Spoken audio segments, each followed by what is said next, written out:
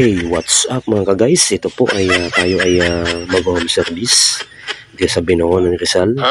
May nag-PM po sa atin, sa ating online na siya po ay nasiraan po ng TV. So, nakakita po tayo sa kanyang bahay. Ang issue po niya mga guys ay wala pong display. So, ito po binuksan natin para makita po natin ang pinakasira niya. Yes! Samsung po ito na 50 inches. Ating na-refer ngayon. Wala po siyang display. So, yan po. Ang ating gagawin dyan.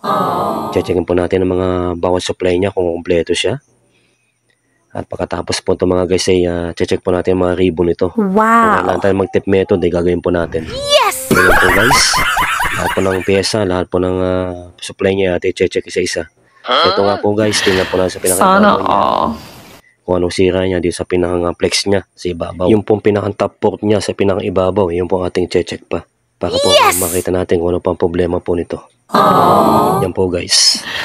Sana all. So ito nga po, nagkaroon tayo ng tape method po. Nilagyan po natin ang tape method para po lumabas ang display niya. So ito guys, lagyan po natin lahat para po ma-check natin kung may display na po ating ginagawa. Ang pag-repair po ng TV ay dahan-dahan lang po ito. Kumbaga, iniisa po natin yung mga pyesa niya. Yes! O saan nanggagaling po ang trouble. A few moments later. So ito nga po guys, na-repair na po natin ang Samsung na 50 inches.